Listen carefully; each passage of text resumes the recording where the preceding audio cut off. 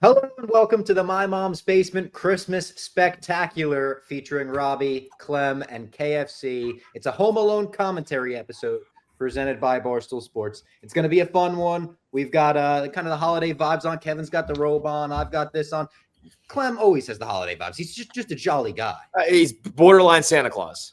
I can't believe I'm the only guy who's not holiday vibe, and I just put the. Well, I'm not holiday. I'm just always. No, it's just cozy vibes, is what I'm saying. Yes. We're doing this late at night. We're getting our Home Alone watching before Christmas season. We're gonna all cue it up. We'll do like a 3, 2, 1. Press play together. We're all kind of watching it on different platforms. I think Clem's got a DVD. You're on Amazon. I'm on Disney Plus. But the first thing you want to see is the 20th Century Fox logo. So just cue it up. So that's the first thing that'll play when you hit play. Before we get into it real quick, presented by Game Time today. We love Game Time, and the basketball season is here, which means the excitement of being in the stands before tip-off is here too.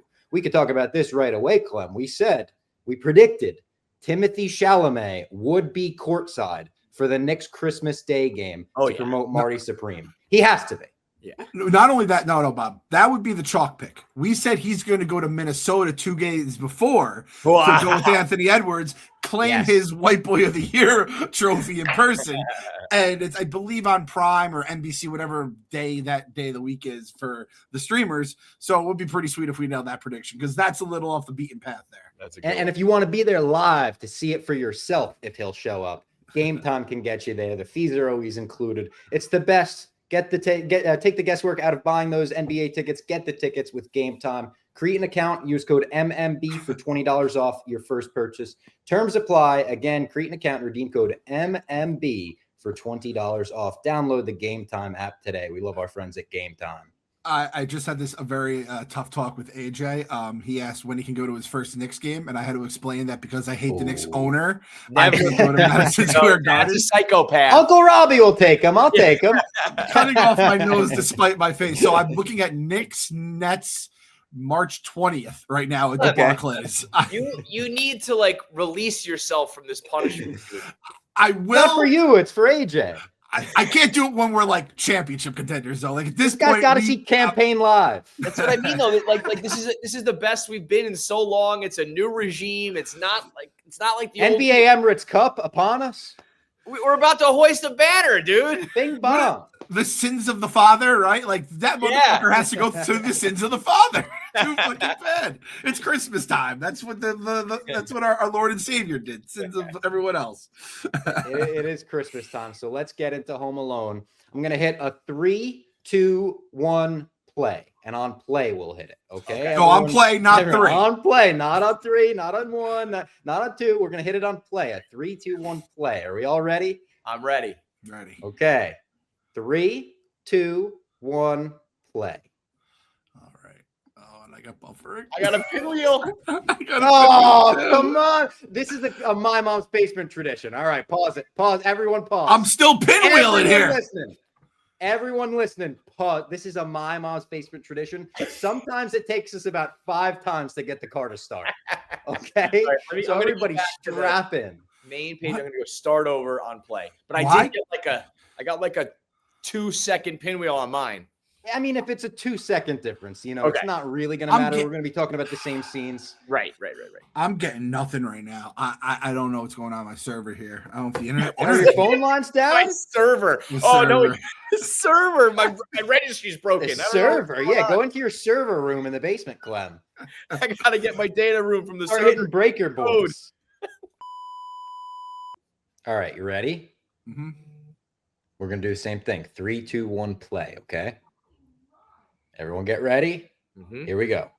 3, 2, 1, play. Boom. There we go. Yeah? We're good. Okay, we're all up and running. We've got the Fox fanfare running.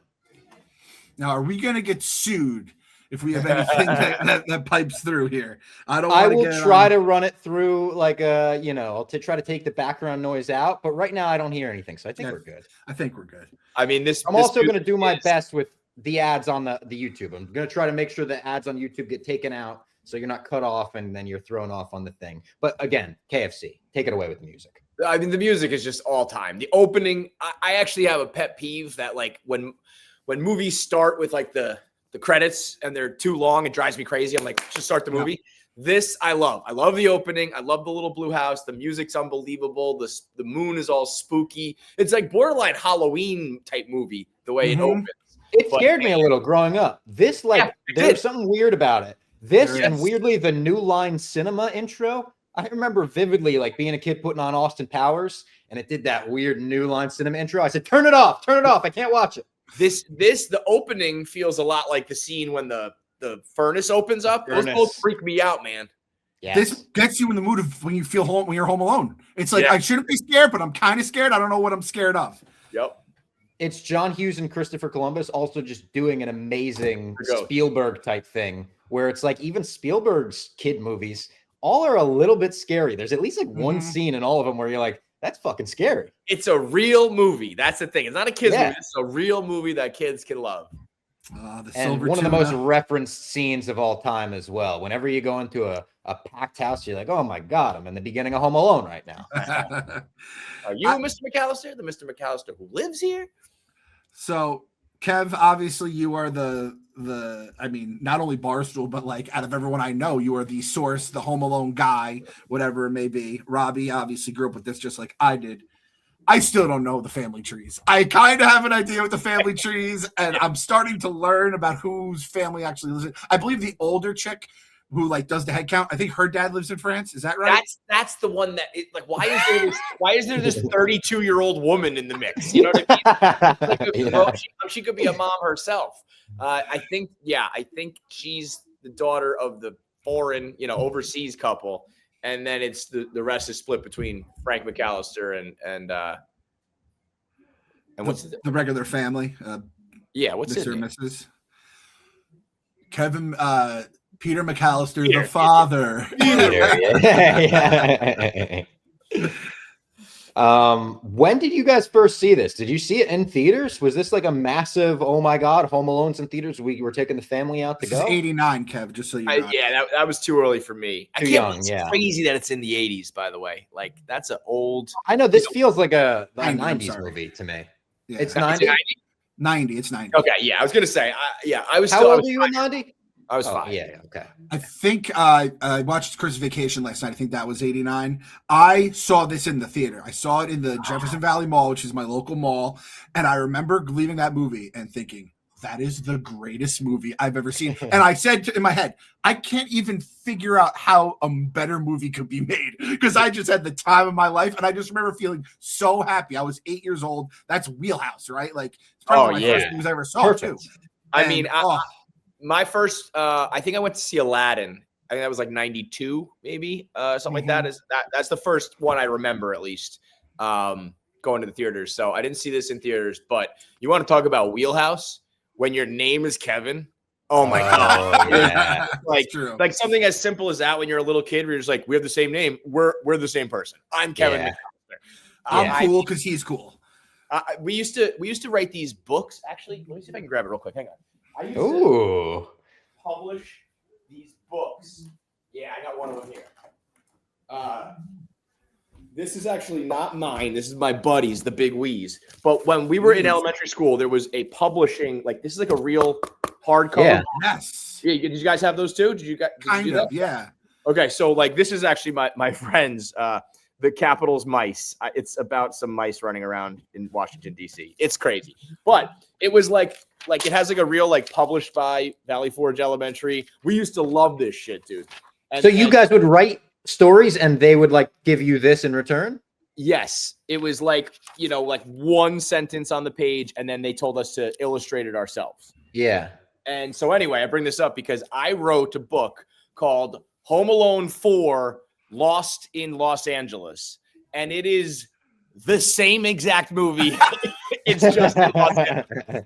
And that would be perfect. I'm Kevin McAllister. I'm writing a new movie. It was just, the apartment, the booby traps, it's all exactly the same. But at that age, I'm like 6, 7, 8 during it. This is prime. So like first, second, third grade. My name is Kevin. This was everything to me. Yeah. I think I wrote when I was in high school, I wanted to write, I was like, I should write a Clerks remake for my generation. And I found out the original title of Clerks was Inconvenience. And I was like, I'm going to call it that. and it's artsy and it's cool. And I think I got like 15 pages in. And I was like, I'm writing pretty much just word for word what Clerks is. I was like, I'm going to put a stop to this right now because I'm pretty sure I'm just watching scene by scene and writing it down. Oh, here we go. Old Man Marley. Here we go. Yeah, we got to bring up Old Man Marley because one of the scariest characters of all time that they treat pitch perfectly by the end of the movie, obviously. And Kev, you nail. I love your conspiracy theory. Throw on the tinfoil hat for this one. You were. Oh yeah, bring on. Yeah, tell us the conspiracy. So what if Buzz McAllister is the actual serial killer, and he's either pinning it on Old Man Marley, like, hey, the weirdo up the street who salts we're gonna pin the bodies on him, or maybe he's just working in conjunction with Old Man Marley. I kill the people, you salt them. Get rid of the bodies, and we all win. But either way, Buzz is a little too. The story is too perfect. He tells it too perfect. The whole thing feels like a plot to me. This is terrifying. With guns. Yeah, he's got the guns on the wall. The tarantulas in the cage. Like this guy's a weirdo, dude. And the shit he does to Kevin is sociopathic too. In both movies. Right. No, he tortures this poor kid. I do feel like I've been to like family parties when I'm little where the cousin tells you a story just like that. I mean, it's this is why the movie's timeless and it's hit every single generation because they hit the tropes perfectly. Everyone has been in that like scary story circle where you're kind of scared. I also want to acknowledge right off the bat. I said Christopher Columbus before. I know that's the guy in the Mayflower. I meant to say Chris Columbus. And I love this. It's one of the best running bits. This is the statue gonna hit. Always hitting the statue. I'll tell you what my biggest problem with the Trump administration is that I have a little Nero's hat, and you just can't wear wear it. Yeah. Whether you're for it or against it, people automatically think you're a political weirdo. So I don't wear it. But I mean, a little Nero's hat is like the perfect novelty. So you got to get the jacket, I guess. Now, jacket. I need to just be like the full costume. But yeah, Little Nero's pizza is like. The amount of little Easter eggs like that, we'll go through all of them, but like all of these things are memorable. Everyone would know Little Nero's Pizza. Everyone knows the name and the side characters and some of the shops and the stuff like that. Little Nero's is, if there isn't a Little Nero's, there should be. Somebody should open up. Did you see they did it with Prince Street this year? Oh, they did it. Prince Street Pizza turned into Little Nero's. So smart, so cool. I love stuff like that. And it looked awesome too. I saw they had a lot of little Home Alone-y things in there. The fact that Joe Pesci did this must have been a big deal too, right? Oh yeah, and the fact that like he made up a new language, they say, to basically curse without cursing. Yeah. The thought of him like starting the movie and just being like, "Fuck this shit, motherfucker," and there's some like 8-year-old kid. He's like, "Oh, okay, wait." What year is Goodfellas and Casino? What is this in between them somehow? Casino's like 92. I think Goodfellas is 1990, September of 1990. Bro, he did this and Goodfellas in the same year? So dude, Goodfellas was September. Home Alone is November. Oh my God. Maybe like the greatest year an actor's had. Like those two performances are two of the most iconic performances of all time. He's in JFK the next year. Then the year after that, he's My Cousin Vinny, Lethal Weapon 3, Home Alone 2 as well. Then Bronx Tale, he has a quick appearance in. So yeah, and then the Casino in 95. So he is rolling. 95, wow. What a run that was. Do you think you could make the argument that Harry is his most like iconic, memorable character? Yeah, you could make that argument because it hits everybody. Goodfellas, you can't watch till you're like 15. Right. Yeah. And I also feel like, I mean, I'll speak for myself. I'm sure there's some diehards who love the mob stuff who know exactly who his character is, name is, all that stuff. Like, I'm like, I know he's in the mob. He's in the family. This is like, he's in the wet band. I think this is his most iconic role for sure. Yeah, I think it probably is, which is kind of crazy. It's just hits more people. Yeah, it just has to. Where there's people who probably wouldn't even get into Goodfellas. Oh, it's going to be too violent for me, whatever. It's an awesome role, but I love the little Easter eggs here. How the passports get all messed up because it's very illogical that this would happen, but it all kind of makes there's an argument to be made how it all comes together. Like if this happened.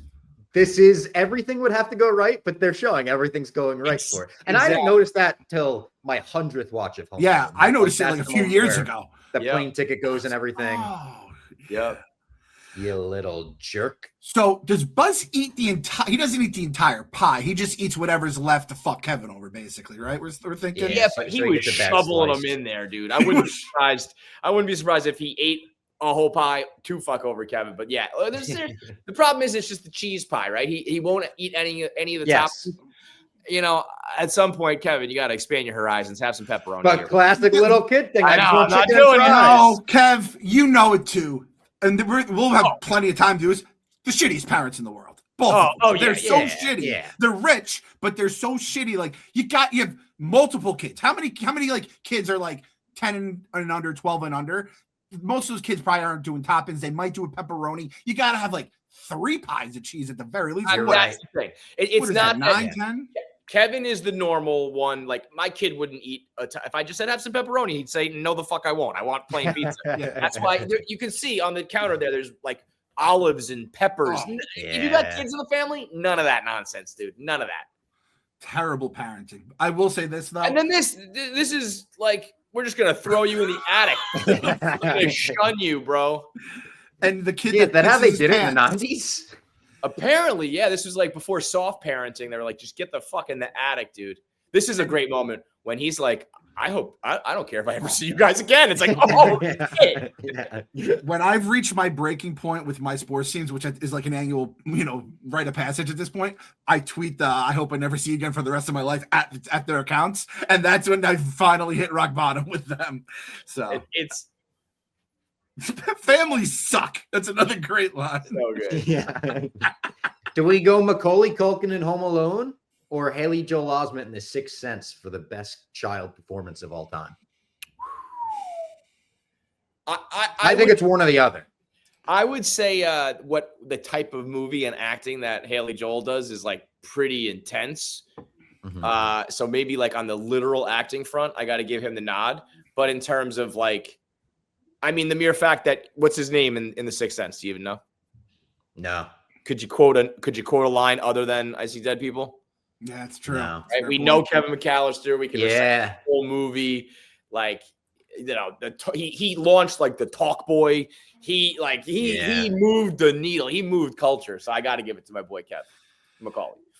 It's incredible too. Like you never really think like, oh, this is child actors. There's so many times it's like, oh, you lose it. He carries so much of this by himself. Home Alone, right? It's And incredible. again, it's like a kid's movie, but it's not. He's like a good actor. It's not like as an adult you watch it like rolling your eyes, like, oh my god, this is like Totally. a movie. It's a real movie.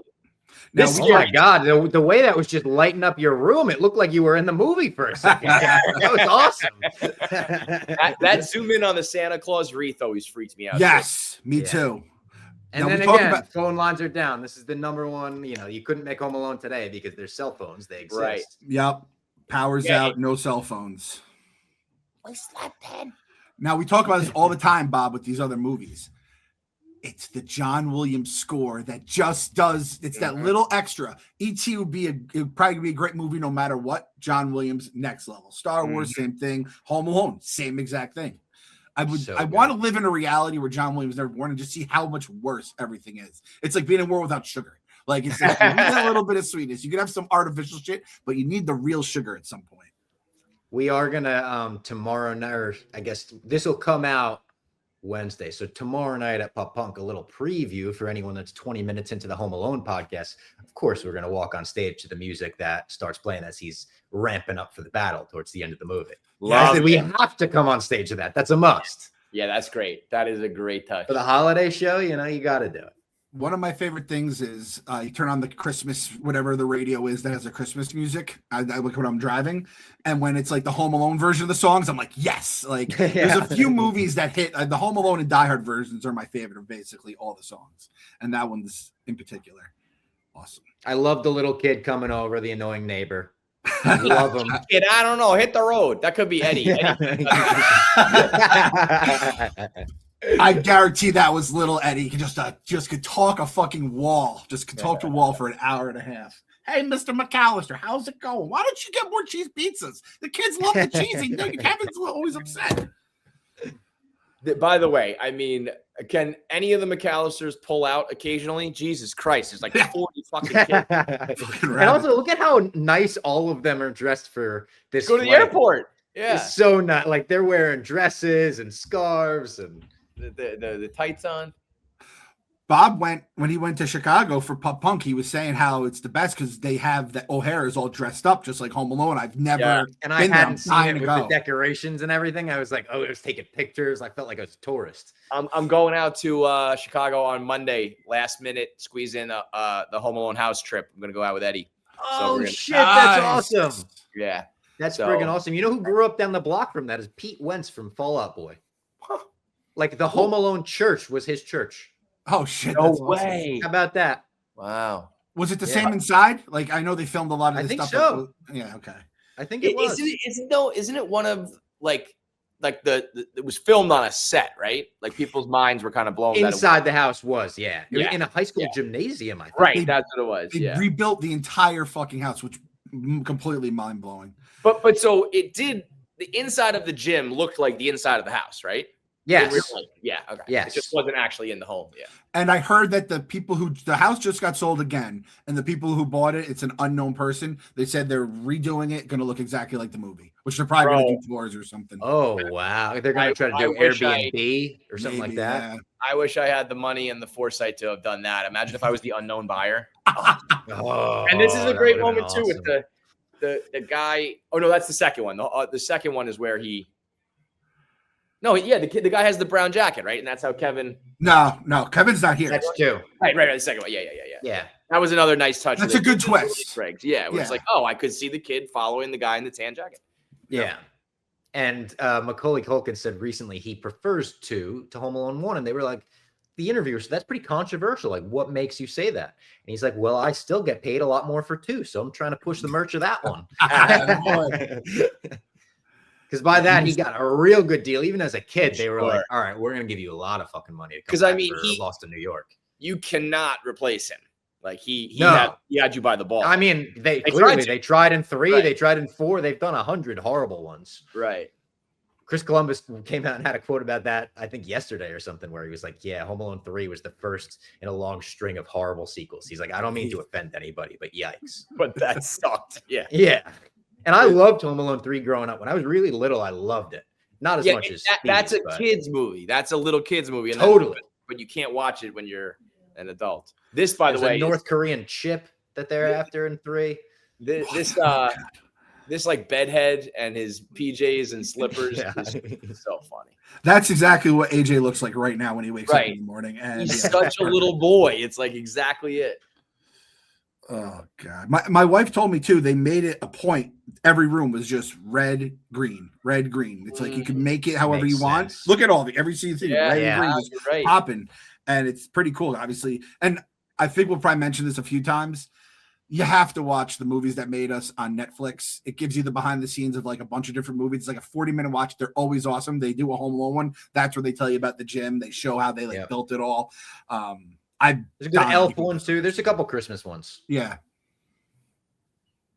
Look at how Yeah, nice but so if planes anybody used to tells be. you this, I've heard the argument, the Die Hard argument gets applied to this as well. Like it's not. People say this is not a Christmas movie. If you say Die Hard's not This Christmas, one. yeah, this. I mean, and if it's stupid in general, but look no further than the fact that there's red and green like all over the Yeah, screen. this is the Christmas movie in my mind. This is number 1 for me. It's this, Die Hard, and Elf. I think, like I'll take if you give me 3 for the rest of my life. It's such an easy decision for me. And with those two. and like the argument I've heard people say is like Die Hard's like an action movie that can happen any time of the year. You could do the whole burglar thing with, and it's like no, I think you need the backdrop of Christmas. Yeah. Guess what? The one time they didn't, when they started doing snow days and shit, the whole series fell apart. It's gotta be 100%. And the moment at the end with Catherine O'Hara, like that's the movie right there.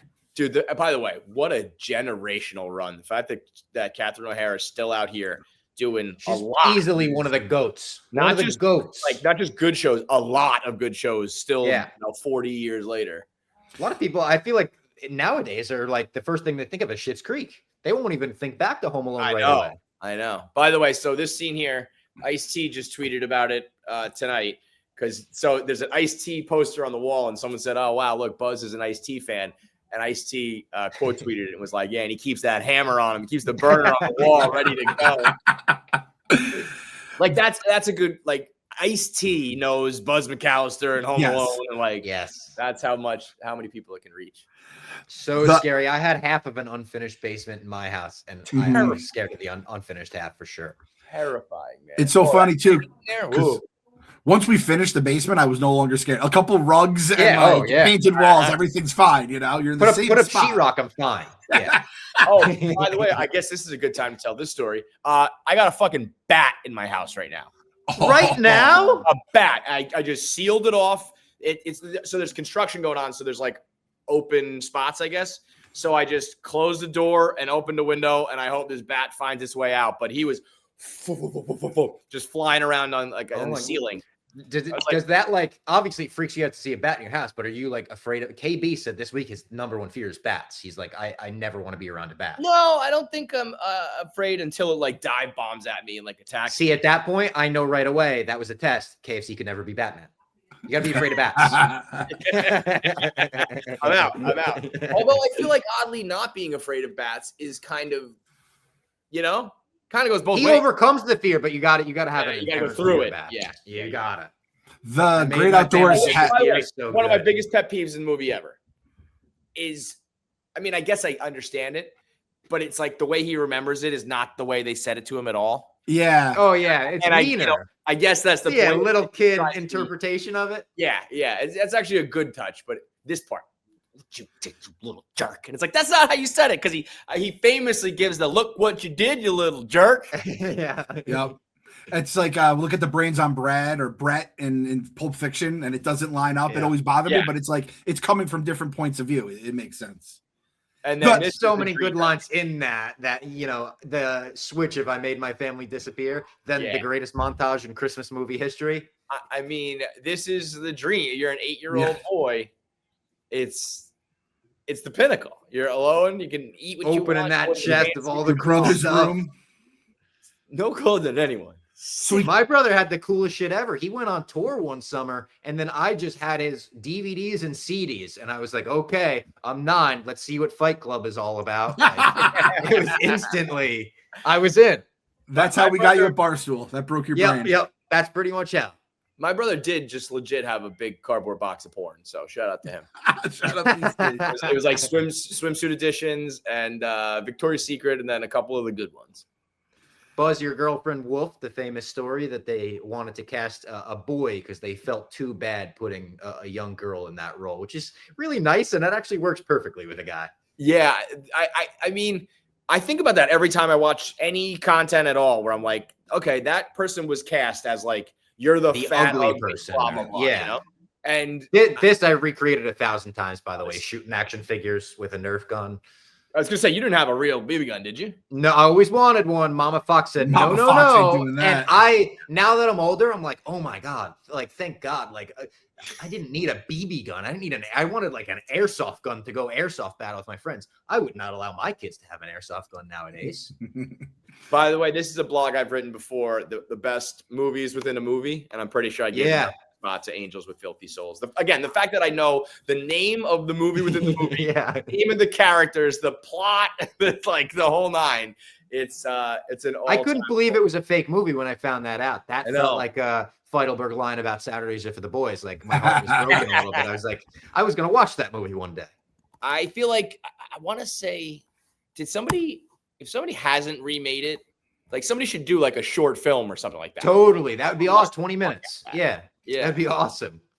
I love that Kevin's family has disappeared from the earth for maybe 2 hours in his life, and he's already just gone to straight ice cream for breakfast and crunch gators. Every time I see him, like, I've never had them, and I'm dying to try them. I didn't realize Buzz has them that's where he gets them from, in his Buzz's room. I thought he just took them from like the pantry. Oh, so that's a great call. Dying for some crunch gators.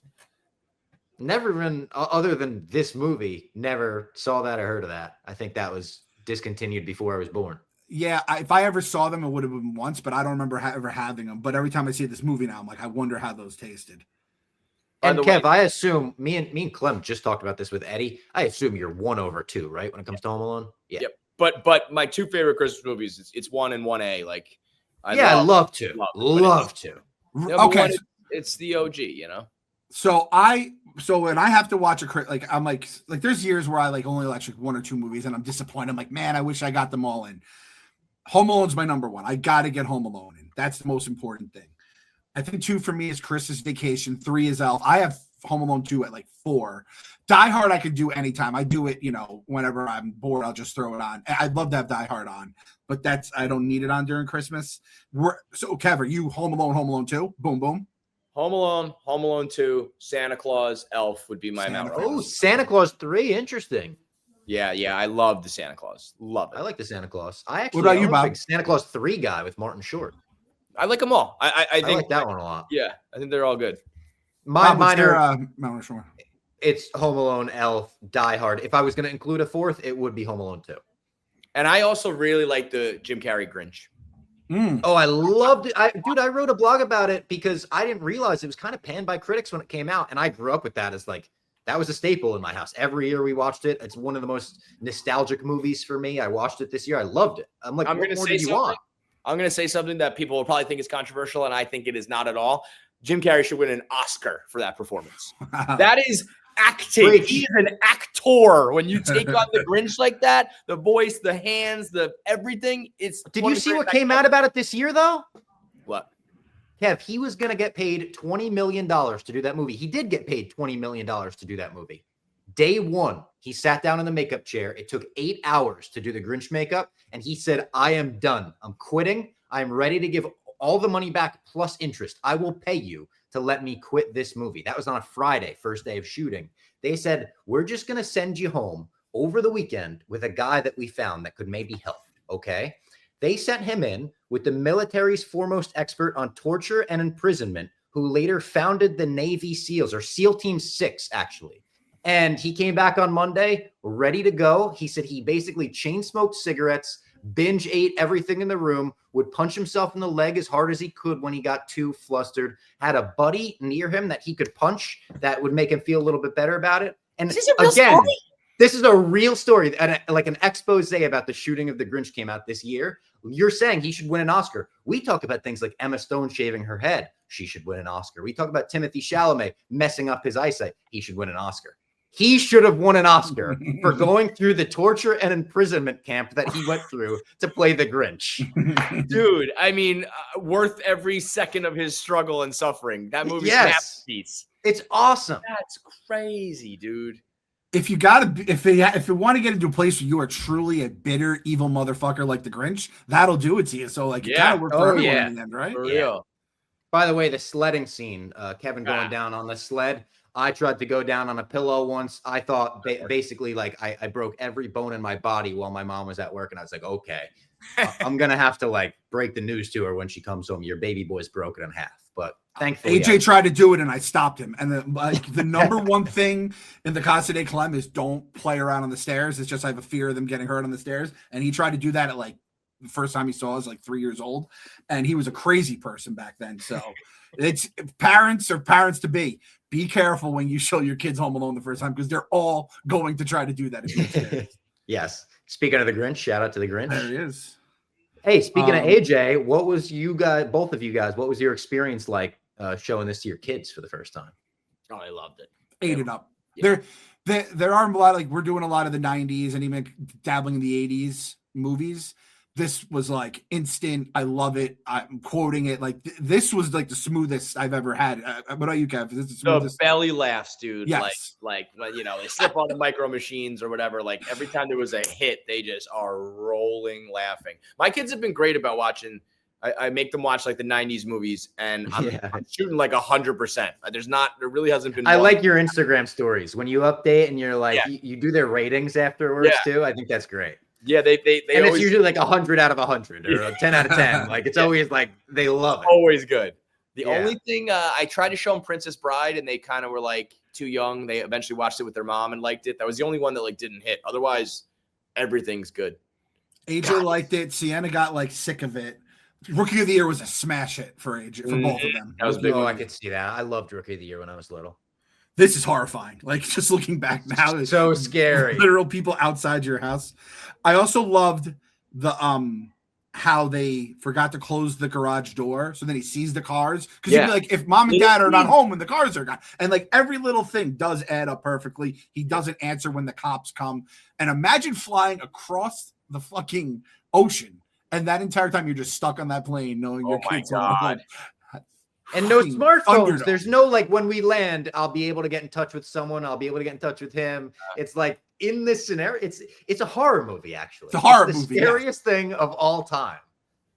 And like everyone's away in this like neighborhood, obviously. It's terrifying. So you can't be like, I wonder I'll call where the the neighbor. other McAllisters are too. As I'm seeing the kids running alongside her, I'm like, did any of them become famous actors or actresses after this when they were adults? I don't know. Other than Kieran, obviously, which is Yeah, amazing. Kieran that he became won an an Oscar Oscar. winner. Yeah. This And grown he's ass so good woman in It's this movie. dominated, by the way. Hello, she'll call you back. She just gets absolutely Yeah. steamrolled. Going to a country where you don't speak the language too is just another layer on top of this like nightmare that she's living out. She was also Kieran like, really is. no, I was just Go gonna say ahead. she was really close with John Candy. Like they did a ton of shit together, which Oh, was yeah. really cool. You learned Yeah. that in the John Candy doc. And that when they shot their scenes, which we'll get to, it was like a 30-hour shooting day almost. It was like crazy. They basically shot everything in like a very short stretch, I think, because John Candy had a weird schedule or something like that. He did it as a favor. He said he'd make just like the what's the Like the minimum. Yeah, the minimum. He made $404 for 23 hours of work. The pizza Yeah. guy made $500. So John Candy got outpaid by the pizza guy. That was at least according to what I saw in the movies that made us. So it's crazy. Dude, can I just say, like, hey, old man Marley, stop being a fucking weirdo, bro. Like, we understand that you're misunderstood by the end of the movie, but how about you stop with the black gloves and boots and salt and fucking. How about, hey, Kevin, how are you? You okay? Yeah, just hi. Yeah. Or even, it's like, how about when he creepily approaches him at the church? We'll see it later. He, like, the whole, just be normal, man. Say hello. Say, hi, how are you? He's your neighbor. Yeah, it's not like he had like this traumatic event that like made him this weird mute. It's like he's in a fight with his son, but he's a normal person you learn in an hour. So It's what do such a you do? dramatic fucking story, by the way. It's like, yeah, I whatever. love this back and forth in the call center. Like Dude, this guy, the Bizarro Kramer, when his donut gets stuck on the phone and they just leave it there, it drives my OCD up a fucking wall, dude. You'll see it the next time it comes back to him. It's just hanging onto his phone. what do they call the mom? The like crazy lady on 1 or something like Yeah. that. Yep. On 2, I think. Yeah. Look at that donut. Oh, yeah. Look. Yes. I never noticed that. Yep.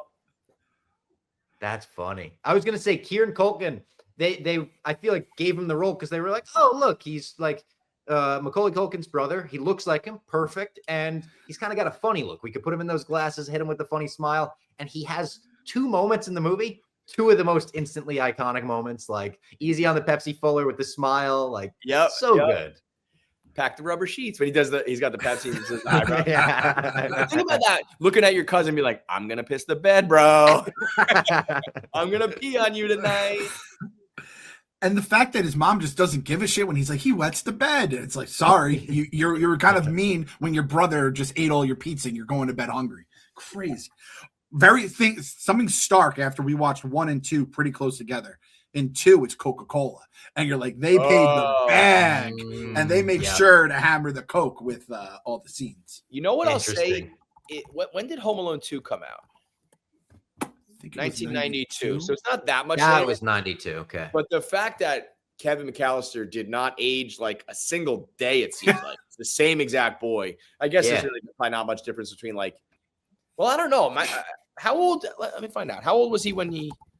It's not like he's the Stranger Things. He wasn't in that age range where those kids were just. Back then they said, let's avoid the Stranger Things thing and let's get this movie cranked out. But so here's the thing, dude. He was 9 when he filmed the first one. The difference between 9 and 11 can be a lot. Like, we're lucky he didn't sprout up. Just imagine like AJ or Sienna being home alone dealing with robbers. Insane. It's crazy.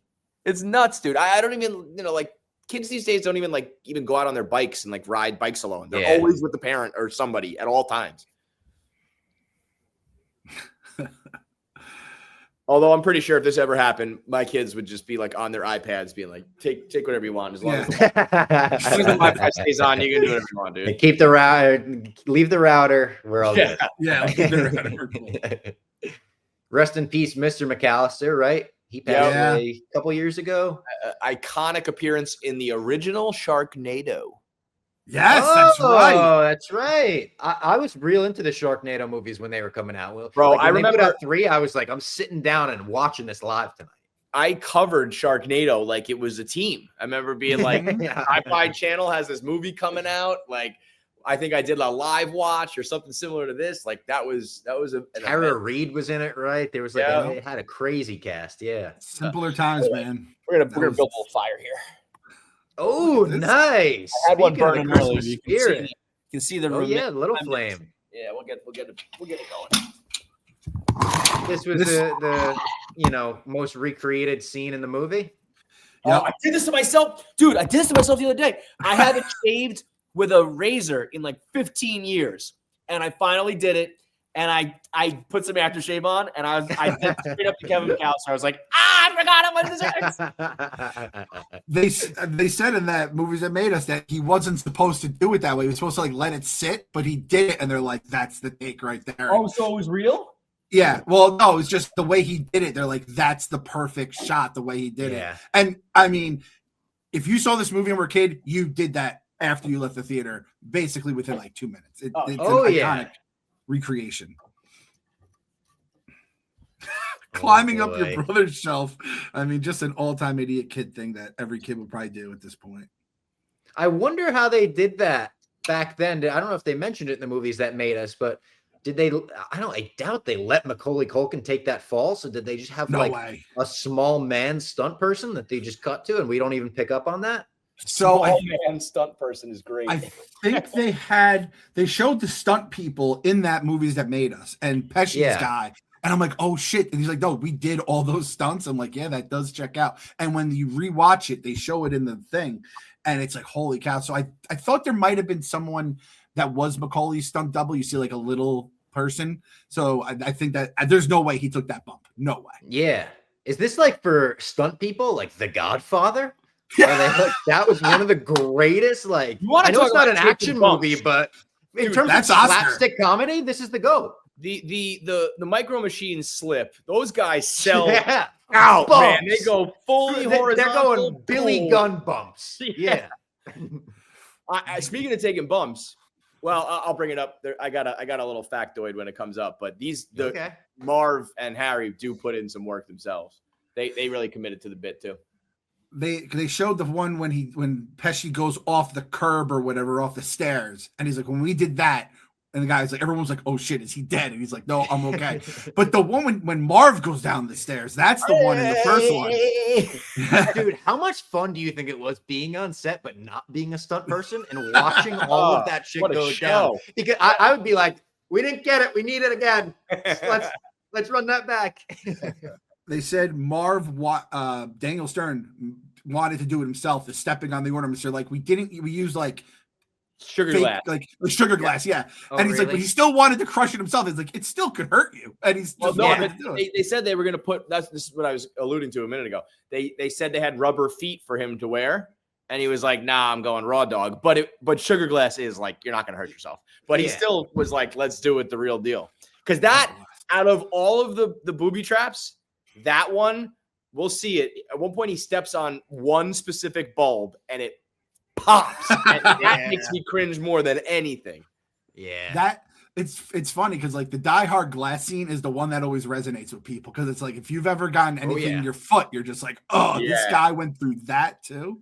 This fucking guy Marley. It's not the worst foot thing in this movie, by the way. There's a real bad foot thing in this movie. By the way, again, old man Marley, hey, how about you don't creep up on kids and then put your bloody fucking paw on their head, basically. Smacks it down. Also, just all of the store employees at any point being like, hey, where's your parents? Like anything.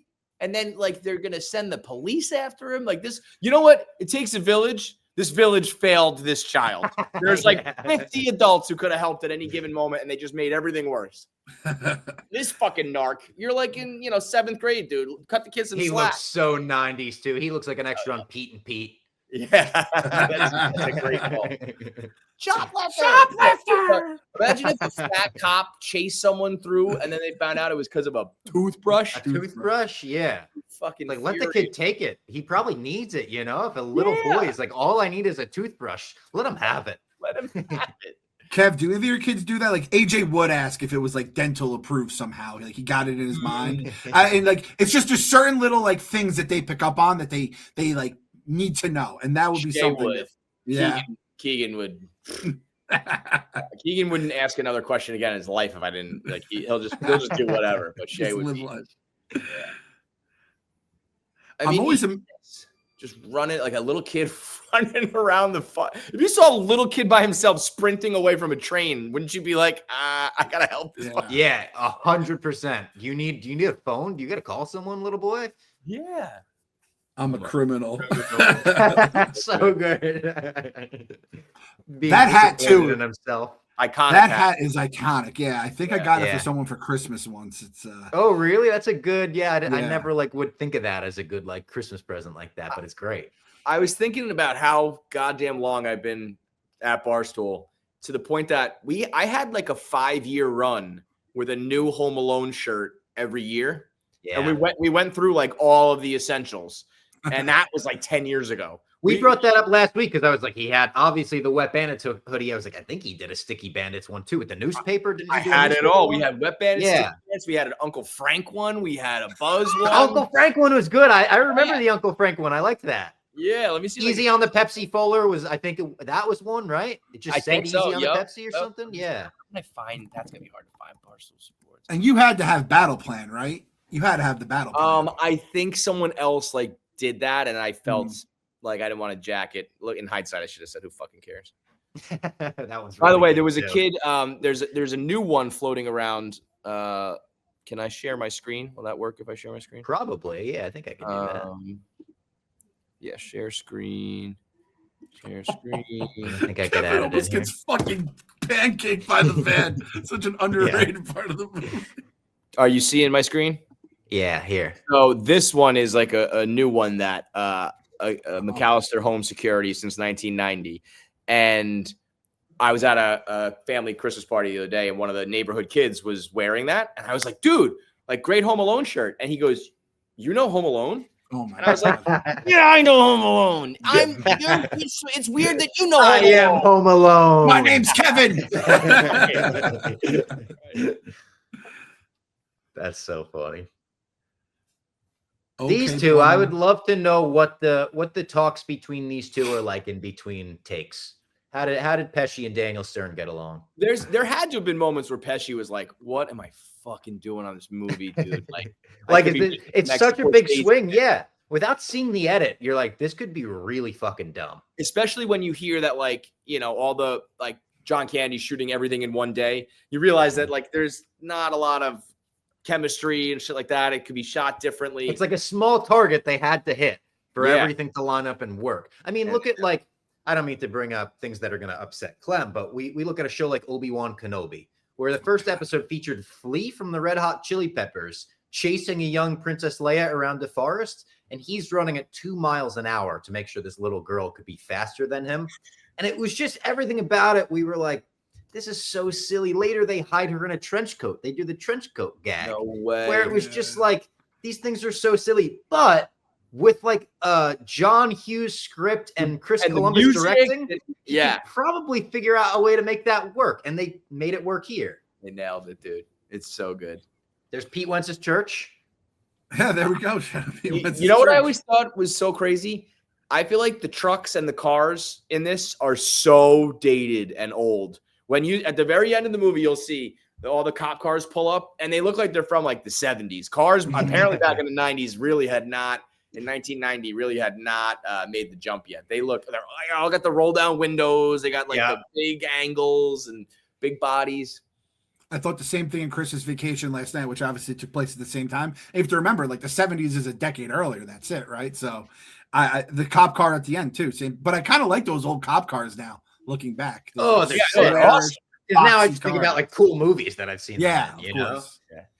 Yeah. I've talked about it before in Ramsey. I believe it's the Ramsey train station, and anyone can see this. If you just get off the train in Ramsey, New Jersey, and walk up the parking garage, the top floor is like where they house movie cars, which is really fucking cool. I walked up there once, like waiting for my mom to pick me up. And it was just like sports car, beat up looking station wagon, beat up looking van. Very cool. This party, I always thought that I could like figure out how to do something like this with my toys and the things lying around the house. I mean, Thank God his mom had mannequins all over the place. I was gonna say, let me just get the extension cords for the record player and the train set and the tape and the ropes. And how long did he dance for? I know, right? Because had all night. Oh, right.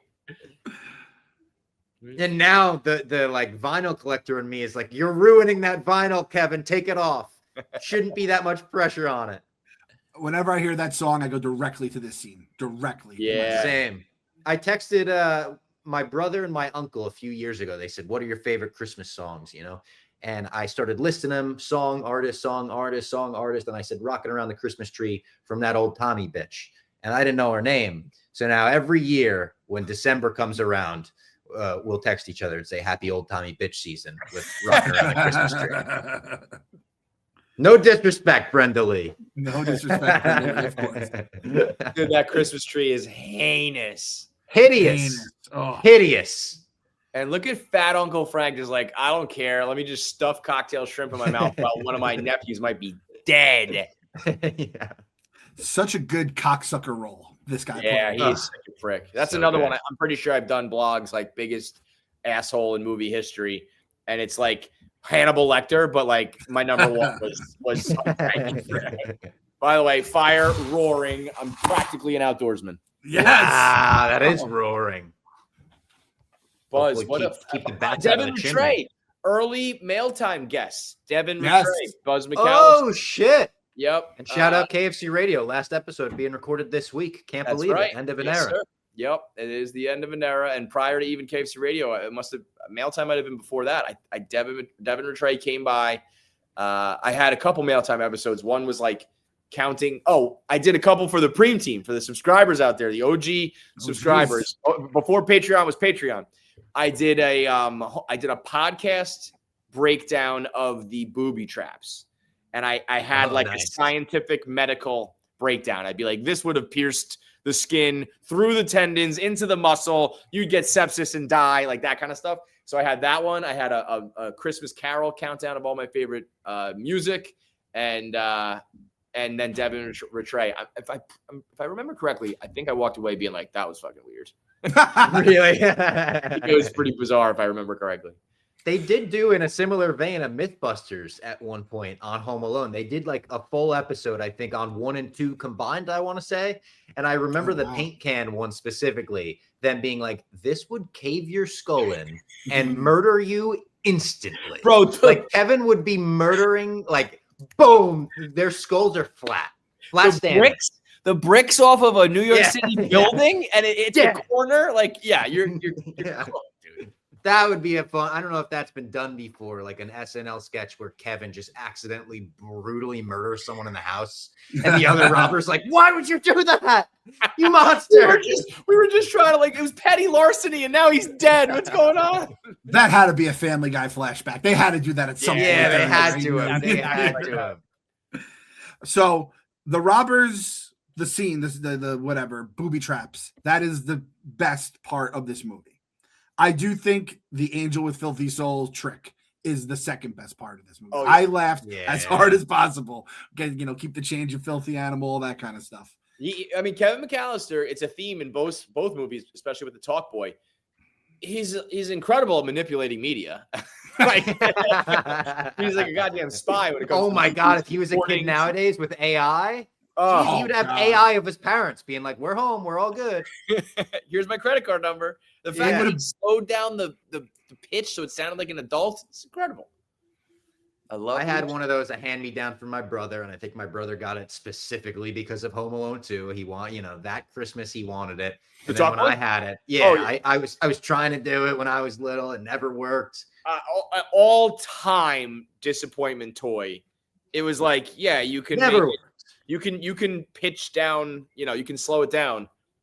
Then what? If you're not a little kid trying to fight off burglars, this thing doesn't do anything.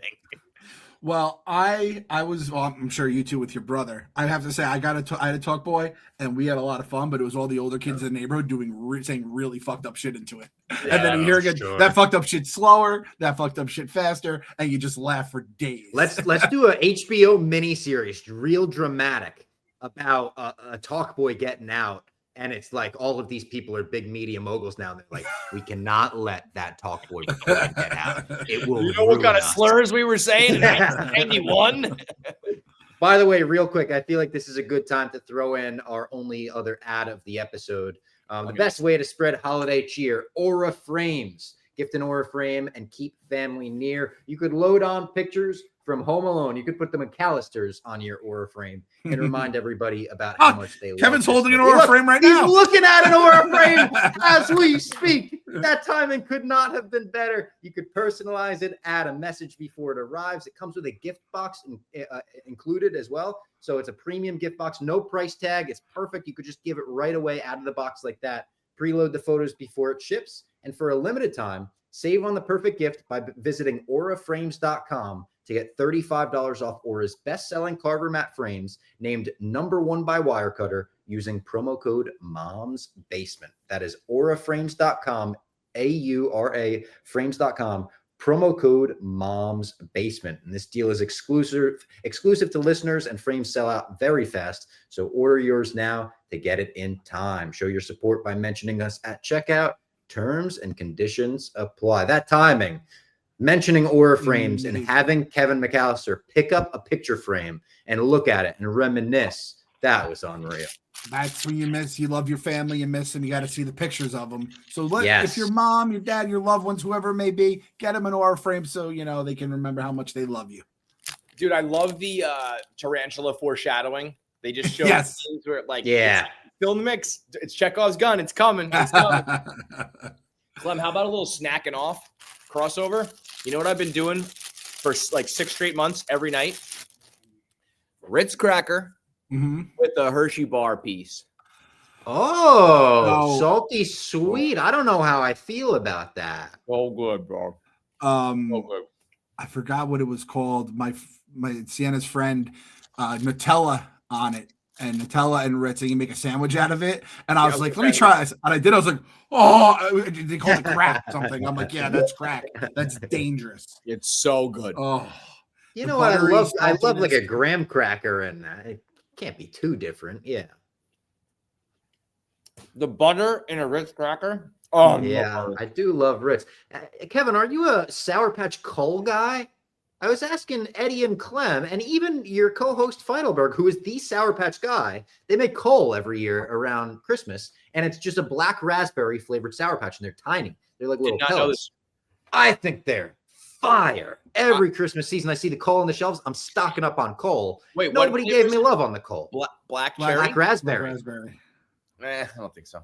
Sorry, bud. Oh, nobody gives me love on the Cole. There's no respect for the Cole. They're fine. It's a fine seasonal treat. Nothing more, nothing less. You know what? I'm going to get the Cole. I'll be back. Get the Cole. This fucking clerk, she had potential to be an actress because her chemistry with Kevin in this scene is out of this world. It's out of this world. I'm going to try to pull it up. This is another, I've done so much content with this. I did Home Alone Power Rankings. Who's the biggest asshole? And I'm pretty sure... Oh, it's Deb Nested. Oh, no, a Dev Nest blog. But I'm pretty sure Sally, the checkout girl, made a sleeper list. Because I was like, how about you just sell the kid his groceries and shut the fuck up, man? Getting the fabric softener, just an unbelievably awesome move by the kid. Most capable kid of all time. Forget about the burglars. It's the laundry that he can do. Oh, I couldn't do that till I was 20. And the fact that I was in my 20s or 30s or probably even 40s, and I still would have my bags break if I don't pack them right? Where now Kevin does that as an 8-year-old, and I'm still doing it. There it is, Sour Patch Cole. Sour Patch Coal, guys. See, we did this on the Snack Boys, and we liked it. We said good. It's just, I don't know, man. I like watermelons. I like regular Sour Patch Kids. I don't think it supersedes them. It's up there with them. That's what I'll say. Have you guys seen, by the way, I'm a big Lego guy. I love Legos. Have you seen the Lego McAllister house? No. It might be, no exaggeration, the greatest Lego set ever released. Comes with the little Nero's car, comes with a mini statue to get knocked down. I think it has built-in traps, so you could like hit little booby traps in the Lego set. It has every room. It has like a removable roof, so you could see the room. It's crazy, man. Yeah, it's up there. I still haven't built it yet. Can I take this down? I probably can. Has the van too, the Wet Bandits van. Yeah, okay. I have this one that I'm gonna build over Christmas break. It has Michael Jordan on the train. No way. Jaws is a sick one too. I'm building this one over Christmas break. I'm very excited. We've been waiting for Christmas break to build this because it seems like the perfect time. The McAllister house, the Goonies ship, which I know Clem is anti-Goonies slanderer now. But they've been on fire. Lego's been on fire for like sets basically where they're like, we're just gonna admit these are for adults now. Yeah. My daughter found the upside down. They have Joyce's house, and half of it's the house, and then there's the upside down. I've seen that too. Outrageous. And now they put out the Vecna house, Creel house. Yeah, that one looks awesome too. That one like expands, looks like you're in the upside down. Speaking of, by the way, I was so pleasantly surprised with how much I love Stranger Things. I thought I was done with it. Awesome. Thought the gap was too much. The kids got too old, and then I loved the first 4 episodes. Same. I said my main take was that Will Byers is everything that Game of Thrones wanted Bran the Broken to be. I like that. Perfect. That moment when he, the moment, like that's what they wanted it to be when they announced that Bran's on the throne, and instead no one gave a fuck. Yeah, except me because he looked like me. So I was like, this might be good for my future prospects. I called it too, so I was riding with Bran the whole way. I called like 5 years earlier. Yeah, you're on the bandwagon. Yeah. Snakes, I don't know no snakes. That's a Baldoer line right there. Yeah. Did he say he iced a guy? He says something. Yep. Oh, that fucking movie is so funny. Angels with Filthy, and then the fact they bring it back with Filthier Souls. By the way, there is a real one called Angels with Dirty Faces. No, I didn't. Oh, know. is that like a parody of that? No, just they took the title, or did they come out with it afterwards? No, I'm sorry. Angels with Dirty Faces is like a movie from the 1930s. Gotcha. They named it. You're right. I misunderstood what you said. Yeah, it was a parody after that. Gotcha. Oh, right there in the background, you just see that signature yellow jacket, and you know it's coming your way. Yep. Honestly, I feel like when I see like security guys at arenas, if they're in the yellow security jacket, I'm disarmed. I'm like, oh, you just remind me of John Candy and Home Alone. You're probably a good guy. Yeah. One time it was like a Christmas party. It was like Christmas characters. I'm like, oh, I wonder if there's like a Gus Polinski jacket. Like I that would be an easy big guy. I could do that. Put it in. Thousands of them for sale. Like, a million Etsy stores. The amount of little things like that, Kenosha Kickers, Gus Polinski, Little Nero's, like there's so many things that people know from within this movie. It's got to be one of the most like memorable, quotable, every scene. Thing. Like there really is something in every scene that's been taken and quoted or remade or parodied. I would love to get like a fake like vinyl, like frame of vinyl from them or something. Like I feel like that would be awesome. They have fake vinyls from like the Almost Famous band Stillwater. When they're playing in the back of the van, back of the truck, watch just how bad John Candy is faking it. He's on the elbow. Yeah. It's like he just went like this. Like he did not even try to make it look real. I feel like them and Weird Al are the two things that introduced me to polka as a music genre in general. Weird Al, dude. Might be 20 years later, might be the only two things I've ever heard polka in as well. My buddy in our fantasy league, it's been around for like at least a decade now. He's been the Kenosha Kickers since day one. So that's just I was going to say it's a a big fantasy name movie. There's a lot. Yeah. Mm-hmm. The Wet Bandits could be one. The Sticky Wet Bandits could be. You could use a definitely. bunch. Yeah. I love that Gus Polinski, by the way, is like, you don't know me. Like, I've been crushing groupies all over the country. For like, I'm a rock star, dude. Polka twist? Come on. Yeah. I always think in movies, what would be the coolest cameo for me to, if I was in this movie, what would I want? And I never want like a role with a line. I don't even want a lot. I just want to be like in the background, and it would definitely be to be one of the Kenosha kickers. Oh yeah, like, just be in the background with a jacket. Maybe you get to keep the jacket afterwards. I remember Willie Colon told me he got to keep his Gotham City Rogues jersey from The Dark Knight Rises. Oh, and to me, always I was like, well, that's the coolest cameo in that movie. To be able to keep your Gotham City Rogues jersey, like that's fucking awesome. Yeah, that is dope. So for me on this, I would say I want to be a Kenosha kicker. That's so cool.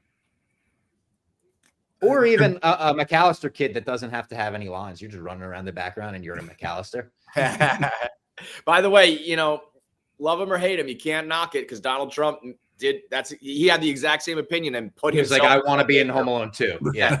If you want to shoot in my hotel. And Chris Columbus now always brings that up because he's like, yeah, I really wish that wasn't in there just because nowadays it's the only thing people talk about with Home Alone 2. It goes right to that. But he said recently, like when they filmed it, he was like, we'll do the fucking favor and then we'll cut it as soon as, you know, we're done out, we're out of there. We'll cut it from the movie. And I think it like did well with test audiences. And we're like, well, I guess we got to leave it then. I mean, it's a great like New York little thing. It's just that he became afterwards. Yeah. I think someone did a thing the other day where they just referred to him as Home Alone 2 cast member, you know, spouts off about Rob Reiner. And it's like that's how they treat him instead of the president of the United States. By the way, when he says kindergartner, when he says it like that, just that line right there, I was like, oh my God, that's Jersey Jerry.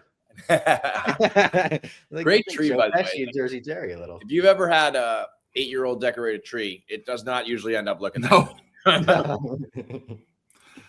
That's such a good shot, by the way. Like talking about cinematography and like directing, like holy shit. The reflection shot where you also don't see the camera at all. They had to position it where you can't see the reflection of the cameraman. It's good.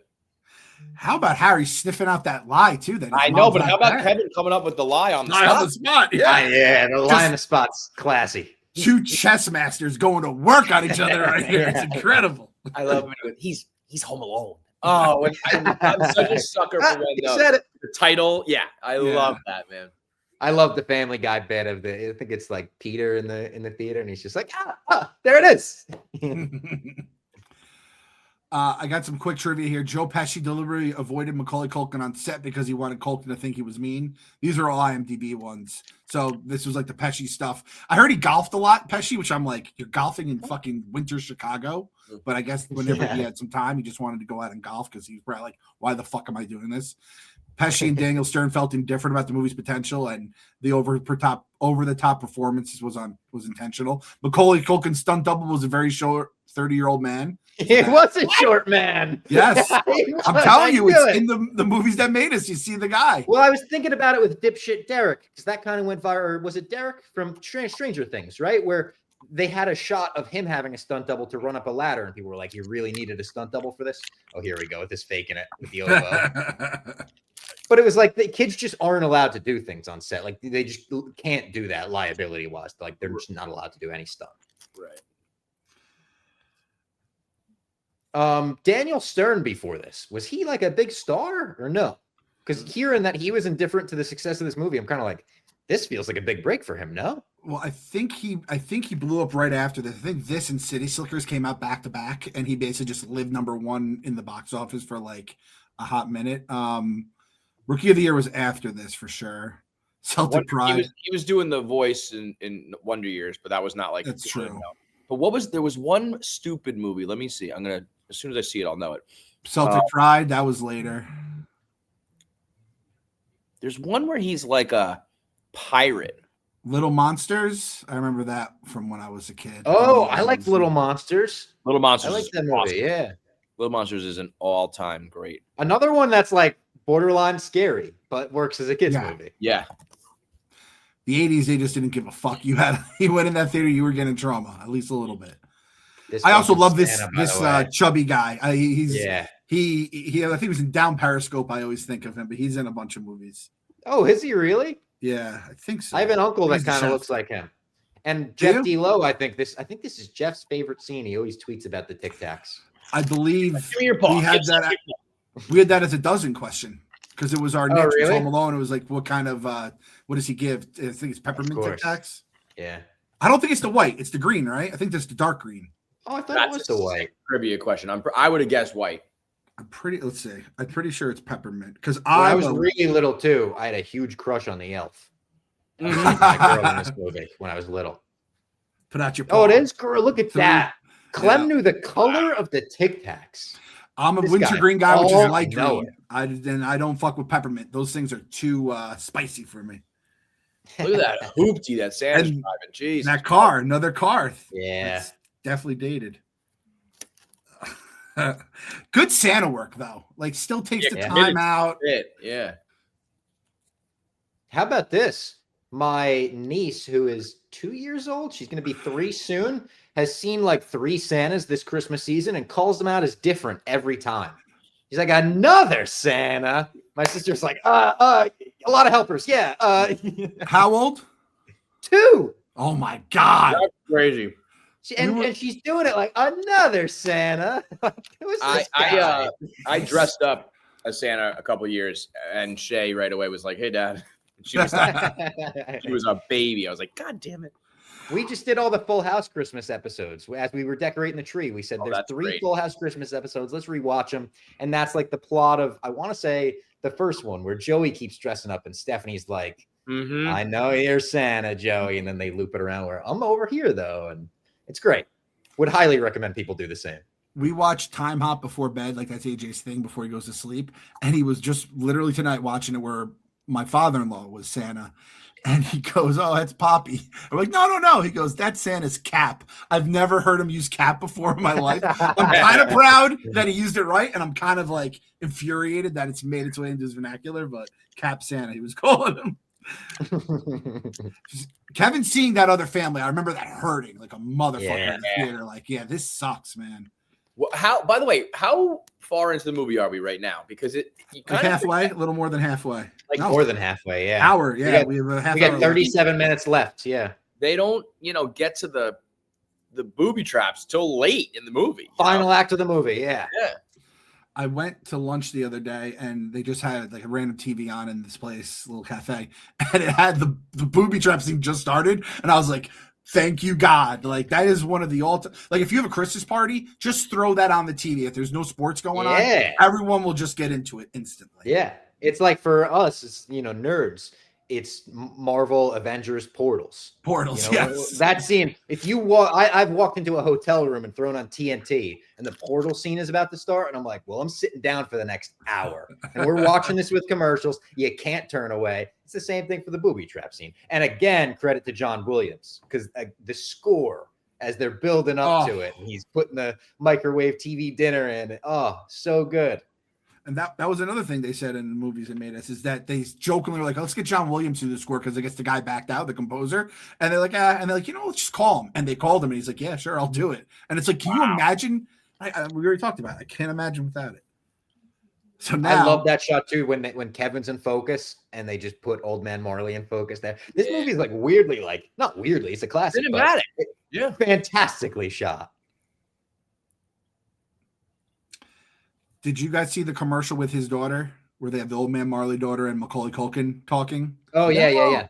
Oh, it's so good. I won't spoil it. It's crazy to say not spoil it, but they have a couple like touching like on the nose, but it's like in a good way. They I don't remember what it's even for, no free ads, but it's an unbelievable commercial. That's tremendous. Oh, and we talked about this on a regular episode of My Mom's Basement, but I assume, Kevin, you saw Macaulay Culkin's pitch for his Home Alone reboot. You're out on it? You don't like it? I mean, I will watch anything he does Home Alone related, but when it was like, here's what Macaulay Culkin thinks should be the sequel, and I click on it, like the last thing in the world I expected was him to be like, it's a psychological trip through the house of horrors in my mind. It was so like in depth. Well, he's saying it's about his son trying to break into the house just to bond with his father because he was like the father's trying to break into the house, whatever. I was like, dude, just like trap someone with micro machines. That's what people. Honestly, I still like the idea of let's get fucking Pesci and Stern that would be and let's do. They got out of jail and they're coming after Kevin, and it's rated R, and it's like John Wick. They would look like he's a psychopath. Yeah, and he kind of looks the same. He's an adult. That's what I mean. It's just like a little time capsule. I met him once, by the way, Macaulay Culkin. I met him a few years ago at WrestleMania in New Orleans. We were on Radio Row. I was with Pat McAfee at the time and doing all the Radio Row with him.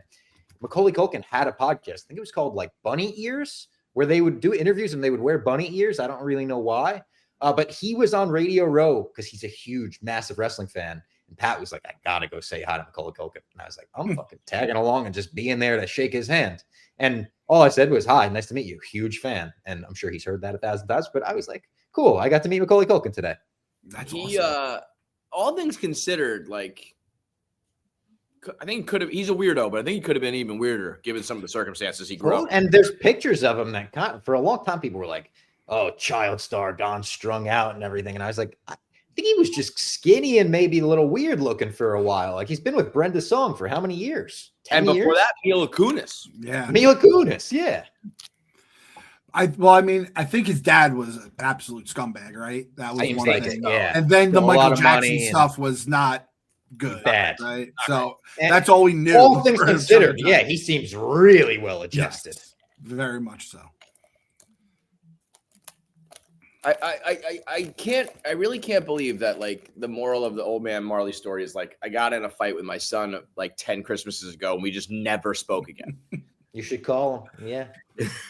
Get in touch with him. It's nice. What if it comes out? It's like our fight was over. I killed his mom. I assaulted her. I ate her body with the road salt. A lot of lines that we should have taken and turned into basement memes. They're talking about basements are like that. You know, we could use that. Or maybe Bosco could use it for Bosco's Basement, the newest basement-related podcast of Barstool. What's a better Kevin McAllister lesson? That story right there where he says, call your son, or when he tells the story in the second one about using his rollerblades. Remember that one? To the pigeon lady? Yeah, he gets rollerblades for Christmas and he never wanted to use them and then he outgrew them. Both of those are like Kevin McAllister, like fables. I kind of like two, to be honest. I kind of like the rollerblades tale. Yeah. Because that's a real lesson. I've thought really of that is. before. Like there are times where I wasn't going to wear something and I was like, you got to do it. Don't Can I just say something? By.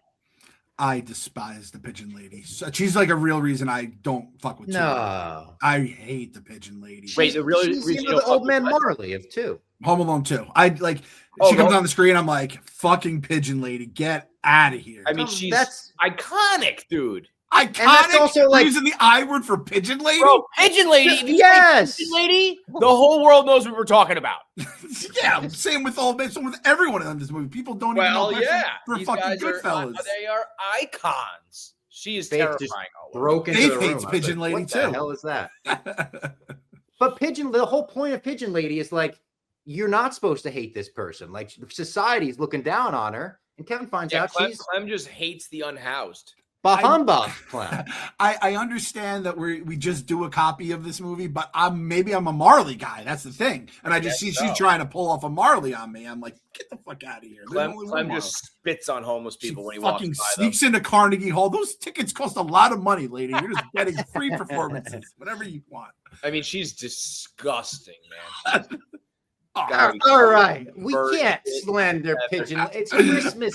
We're supposed to be in the Christmas spirit, guys. I knew I'd get 2009 KFC back out if I talked about pigeon lady long enough. I know his true feelings. This soft version. You know what I love about that scene in the second one when Marv is trying to shoot her with a gun at the end, but he can't. And Harry's just like, shoot her in the face, shoot her. Imagine if you just blew away the pigeon lady. Oh, I would have loved. I might have been in on 2 if that had happened.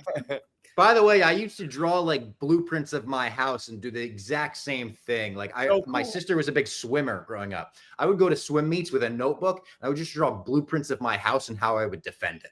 Like every swim meet. I loved it. Yeah. Yeah. Did you guys ever have micro machines? I had some Star Wars ones. Do you? They made I like the wasn't a Millennium huge Falcon Micro and Machines, X-Wing. They made all of them. They are like definitively the stupidest toy in the world. What did you Yeah. do with them? There was nothing to do with them other than try to trap your burglars and break into your house. Go like that. Woo. Yeah, that's all you can do with it. The only thing that, like the Micro Machines man with the super fast voice at the end of the commercials is the most memorable thing about Micro Machines, not the toy itself. That guy's iconic. There's the icon. That's an icon. Also, just how did they get in the mind of a 9-year-old and do Perfect. all of the things that a 9-year-old would think are the cool? The zip line into a treehouse. That's like the 9-year-old's dream right there. Yep. Did they sit a 9-year-old down and be like, "What do you think the coolest things?" in the I world do are?" wonder that because it is so like plugged in with the kid brain that it seems like you had to have the Like every one of these things truly influenced me as a child. I was shooting action figures with Nerf guns, drawing battle plans, dreaming of a zip line. I wanted to be Tim Robinson, only there for the zip line. I wanted it. By the way, what is Kevin McAllister doing? I know this movie gets talked about so much every year that eventually the internet has made all of the same jokes. And there's the classic one about I wonder how good Kevin McAllister's macaroni and cheese would have been because he doesn't even take a bite of it. Yeah. What is he doing cooking dinner at 8:57 when he knows he's got to go to battle at 9 o'clock? Listen, man, he was getting ready. It's sometimes last minute things he pushed aside, and you're like, ah, shit, all right, I don't have time to eat today. You know what? I got lunch today. Rowan said, hey, you got to come play Fortnite with me. I said, all right, lunch is going to be cold. Is that a Stouffer's mac and cheese, or did I Mandela affect that for myself? It says Stouffer's, right? I think it is. I did it have the label on it? I think it was just a clear. That's the thing. I don't know if I mean, it is Stouffer's, whether it is or not. It is. Gotta be Stouffer's. When you said that, it was like locked into my brain. Gotta be. Because I feel like we see. Oh, we do see the box. No, but he buys gravy. It looks like it's Stouffer's gravy at the grocery store. Oh, so it is. So I might have thought that was the mac and cheese. Yeah, I might have just kind of made that up in my brain. But it's definitely microwaved. He doesn't. Yeah. The this is it. Don't get scared now. I have tweeted the ninth inning of a Mets game 50 million times. Every single time we got to get a final out. This is it. Don't get scared now. That's my go-to text message when like a buddy's getting married, like morning of. Yeah. Oh yeah. Bob, I'll be saying that to you in a year. Yep. When like he does all these ingenious booby traps, but he also just shoots you with his gun. Shoots you in the dick. Yeah. Right. There's nothing like a good shot to the nuts joke. It's so good. What happened is so funny. Oh, just the face. And then this shot. This is one of the most iconic shots in the movie too. Just the face through the doggy door. Even this though, to have a gun pointed at someone's face and pull the trigger. Hello, he says hello. Hello. That's a great shot, by the way. The bullet, you're like the bullet hitting. You see it hit him. Yeah. I feel like we probably sound like broken records calling everything about this movie perfect, but I think the listeners feel the same way. How could you not? I think you could make the argument this is the most perfect movie of all time. 100% agree. Like, this is a 5-star movie. When you're rating movies on Letterboxd, this is 5 with it. There's not a 4.5. No, this is it. There's 5 or nothing. Oh, that bump. That's the fall of the first big stunt, and they're like, "All right, he survived it," because they didn't know if it was gonna work because they didn't have anything like really crazy in terms of protection. This is brutal. I think Die Hard is the perfect movie because there's no fat. I think there's a little bit of fat in the church scene. That's the only part of this movie where I'm like, all right. It's the heart. You don't like the pigeon lady. You don't like the I don't like the heart. All right, fuck the heart. The heart. The John Candy's the heart. The church is the only spot that it maybe gets a little slow. Most movies these days are 2.5 hours, and a full 40 minutes are you cut out a whole act. If the only thing is a 2-minute scene in a church, I'll take it. The church is like the salad, but you know the entree's coming because you're like, all right, we're almost there, and the good shit's about to get. And that this is Lord Alec. This is like 139 flat. That's like impressive to get all of that in. And also, like Kevin mentioned, you don't get to this fun, crazy, action-packed stunt stuff till the third act, but the beginning just flew by. Good, and it's so easy to talk about. It's not like we're like, what are we saying that? Like, it's just every part of this movie is easy to talk about. Yep. We could do like 5 more of these podcasts and just talk the entire time about just different shit. It's that breezy of a movie. I watched National Lampoon's last night, and it's so funny. Like it's the same kind of setup. Like the last half hour, you're really just getting as soon as Aunt Bethany shows up and you really start cooking. But there are some scattered stuff throughout, but it's the same kind of setup where you're really getting the payoff here. Now he's in the house. This is like, again, it's like structured like a horror movie. Like when the killer gets in the house, it's a big, oh, fuck. Now they're within the house moment. And I think we got to say, speaking of horror movies, A Quiet Place owes a lot to Home Alone. A Quiet Place getting Emily Blunt stepping on a nail on the staircase. I saw that. Yeah. They just do the scene from Home Alone and make it like the most dramatic scene a horror movie could have. But have you ever seen they cut a little like a funny or die type video at one point for that? Like they made Home Alone like a horror movie. No. Let me see. Wait, I have. They restructure it like the trailer. They basically make a horror trailer. Yes. I love that shit. It's them as an older. It's Devin Rattray and Macaulay Culkin, but it's kind of like if you change the score, if you change the music and a little bit, like it goes from a comedy to an absolute. It's like Saw. It's like Hostel. Yeah. Like this right here is fucking demented, dude. Yeah. He's getting branded like right back down. I wonder how they got his hand to steam like that too. It's such a great touch in the second one when his hand comes out and you see the burn in it. It has the M on it. Yeah. Forever burned into him. It's like the vendetta will always be there. Yeah. Also, the fact that McAllister didn't burn the house down pulling off a trick like that. Yes. Very impressive. Now, this is the scene that I think this is the moment that I think everyone has the. I've seen it 100 times and every time. Every single time. It's the sound that gets you. It's not even seeing it. It's the way he walks up his feet so hard and twists. His scream is absolutely. And the way he's looking at his foot with the eyes wide open. You know when later in the movie when they put the tarantula on his face? Yeah. He said I'll try one real take. And so when he screams, he's not making noise. They pipe that in. Yeah, because the tarantula would attack, right? Right. So he's just like this. Wow. This shot cracks me up because it's like a picture. It's like he breathes in a picture, you know? Like it's so funny to me. That's the most cartoonish Looney Tunes shit in the movie. Diving your head into the sand with this. Yeah. It's so funny. The sizzle, the smoke. It's a cartoon. They made a cartoon. It's Looney Tunes. Yes. Yeah. Tom and Jerry. Yeah. I mean, honestly, they probably. I wonder if they think that like the thing falling, the iron falling is like an anvil falling from the sky. Yeah, he's getting his head burned. It is straight Looney Tunes. Yeah. My buddies were the Wet Bandits for that costume party, and they had the outline of the iron on the face, the burnt head, the M on the hand, feathers. It's so iconic. All these fucking Dan Soder crushed that this year. Dan Soder and Katie Nolan put up pictures, and I was like, holy fuck, they looked perfect. Great couples costume. I love when he goes, look, where are you, little creep? It's just a funny thing to call it. Yeah.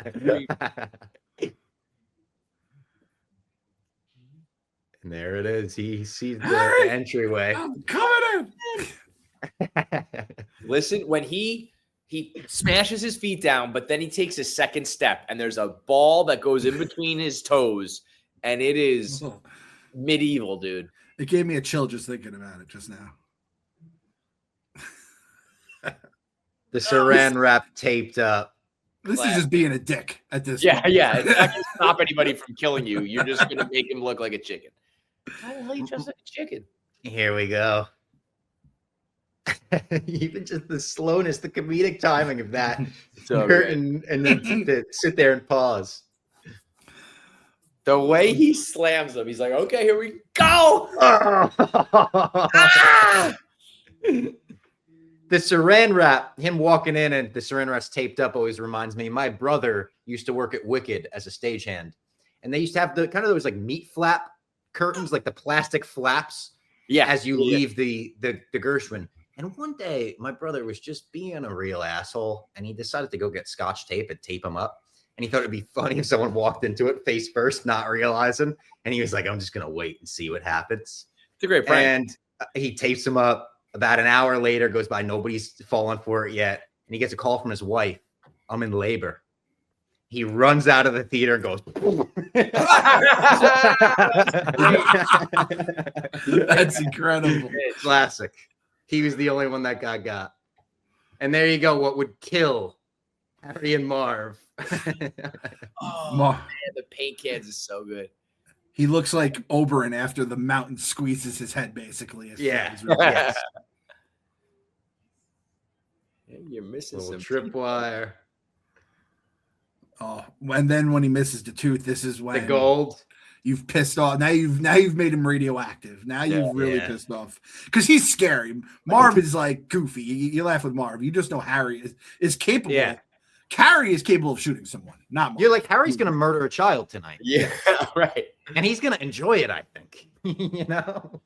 He's probably murdered kids. He might have bodies. Yeah. Fuck. 911. Here we go. That good move, Kevin. Good move. Could have done this, 5 hours ago, but okay. My name's Murphy. Love that always. So that's not Marley's house. He's going to another neighbor's house that they had robbed, right? Yeah. Yeah. I always got that confused when I was younger. And You're this like, is oh like, no, we're in trouble. I'm a kid. My heart's racing during this scene. I'm like, no, don't get him. I love he's a gun on his back and he doesn't think Yeah, I know. It. Yeah. Shoot him in the face again, Kevin. And this might have been, there's a decent chance this started my fear of spiders. Oh, it was arachnophobia for me. You ever watch that movie? Major. Oh, you're talking about the actual movie Arachnophobia. Yeah, the I was gonna say, I had arachnophobia major gave me arachnophobia. This gets me every time when he's just like, Mom. He's going to town, yeah. What the hell are you doing? What are you doing, Mom? He has such like sincerity in his voice. I just saw here. So watch, this is going to be a small man. This is going to be a small man. Small on the man, zip yes. line. Okay. 30-year-old man, according to IMDb. All right. It's Macaulay. Small man getting swapped out right now. I think this was the hardest I laughed in the first one. The Don't first time I watched move. it. Attacking your friend with a fucking crowbar, man. Marvin might be a little bit of Marty Mush. Some of the faces, Yeah, some definitely. comedic timing. Good If one. I'm recasting this with Barstool guys, this is Jerry and Marty. Jerry and Marty. Jerry yeah. and Marty, yes. When he hits him back. Yeah, He doesn't say you have a spider on your chest. He's just like, I'm going to just whack you as hard as I Small can. man. Small man. There he is, the small man. That's a small Really looks like him. man. Oh, yeah, it looks Really looks like him, man.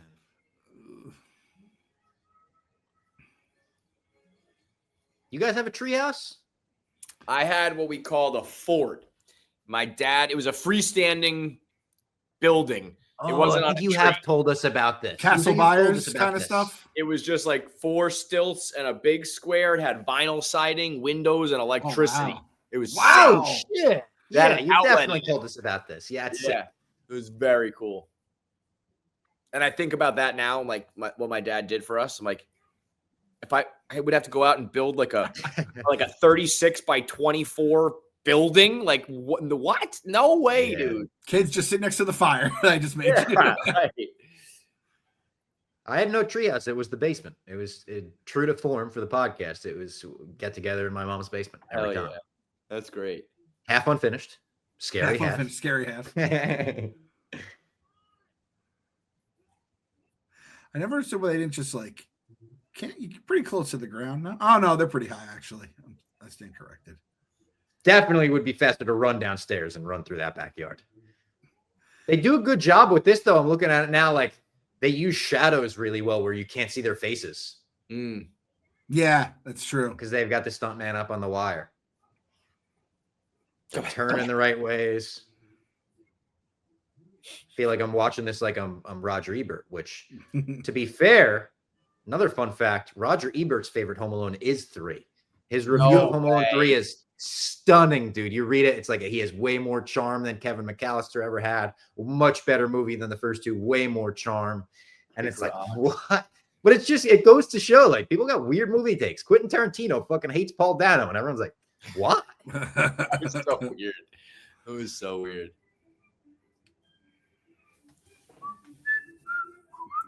Another perfect score moment. Silver tune. Well, I was trying to think, what is the last movie that you think had music? Like blank. Like if I say I think it's Interstellar, when you say the Interstellar music, people know what that means. What's the latest movie to have that? Honestly, I go this year. I think Sinners had it. Really? Ooh, I was With gonna that say guitar with Ludwig. Oh, I thought they had it. One Battle After Another. Just some of those when you're That going one through the battle had a dojo. great score. Yeah, Owen will text me. like- Owen listens to like that you all the think- time. The same way it's like the Star Wars music, the Indiana No. Jones music. No, Like a memorable like pop culture. Everyone will know the song. It's like probably whatever John Williams' last smash was. 'Cause Yeah. it's him, Oh, it's like Hans, three and I Elfman. felt like Oppenheimer got up there, not to the Interstellar level though. I've only seen Interstellar once. It's fucking. Oh, it's so good. I have also only seen it once, and I hated the ending. I love the rest of the movie, hated the ending, so it made me never revisit it. But I've been talking about it recently. I'm going to revisit it, and I know I'm going to like it. Bro, Old man Marley with the fucking shovel, with the foreign Boom! object. Shovel. By God, that's Stone Cold. Do you guys know Shovelhead? That was like a E-Bombs World type video. Game or no? And no, it's just this. It's just like a 5-second clip. Just a kid hits his friend in the head with a shovel. And Oh, then no. it's Wait, just, I remember a video of a girl throwing The a shovel at girl, the another girl one is all that's time. a great one. That's That a was more recent crazy. Because That the was sound is crazy. bong. Boom, yeah, one. Look how old those cop cars are, bro. Look at those lights. yeah, you're right. It's like it's 1990, not 1950. So you I think love old man? the cop in the stereotypical mustache with him. On the side. Did old man Marley just see what was going on? And it's like, let me lend a hand here. Must Yeah. have. Must Right. have. He's like, me and Kev are cool now. If we didn't talk in the church, I would let him die. They should have had Kevin like hit his house with a snowball. Like he's just so mean to him all the time. Something. Yeah. Yeah. Yeah.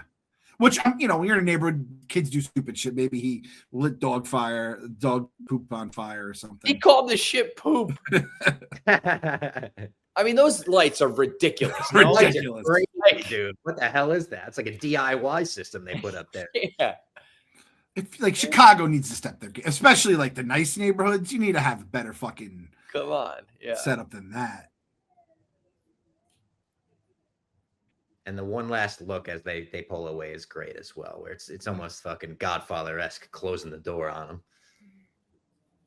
Oh, love that's one of the real perks about being a parent. You get to eat the cookies now. What Santa gets.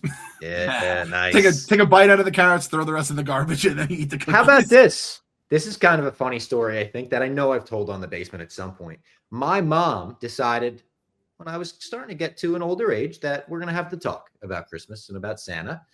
And I was probably 9. I think I was 9 years old. She decided, I think now's the time. And she goes, Rob, I want to call you up here. And I want to tell you something about Santa. And I knew, but I didn't want to believe. Mhm. So I got choked up right away, and I almost felt like an anxiety attack. And I said, you're going to tell me that the true meaning of Christmas is it's more about Jesus than presents or something? And my mom then panicked, and she went, yeah. And we just waited till the next year. So I just had one last Christmas where I really Everybody knew what was going on. Yeah. Everybody knew what was going, and we said, we're not going to acknowledge it this year. That's awesome. Yeah. Dude, that's so good. Because I'm going through that now. I don't know about you, Clem. My kid's still full blown. They are still doing Elf on the Shelf. They're still writing lists to Santa. They are hook, line, and sinker still. I'm like, she's 10, bro. She's 10. I think we're getting to the point, but I don't know. They're in Catholic school, so like everyone That's believes. tricky. So like I feel like Yeah. they go to like 8th grade at this rate. So my mom, my wife was like, we got to tell Sienna at some point. She just turned 10, 11. And she's older than Shay. Yeah. yeah. And she's like, oh, her friends are gonna find out. She's gonna, middle school, they could be mean. And Yeah. she's like, we're gonna do this whole. She said this in the summer. So then finally, like, nothing happens. She had all these different plans. Some of her friends knew. So then finally, I was like, one night, I was like, all right, we're gonna do it at some point. And I was like, I kind of didn't want to do it till next year. We're watching TV. It was like end of November. It was right after Thanksgiving.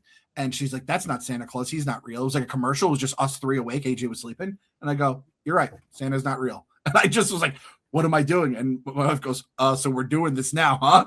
And it was, and I just like left my body for a minute. I was like, I'm not gonna like, because when they start hammering you with it, at some point you're just like at your wit's end. And I was like, yeah, listen, and blah blah blah. It sucked. It's the absolute worst, dude. Don't rush it if you don't have to. Yeah, that's what I kept saying. They had their whole life to not believe. So yeah, everyone be careful with grown-ups. My brother was forced into the conversation because they talk about it in the movie Grown-Ups. Oh, wow. We put that on thinking, it's a good Adam Sandler movie for the kid.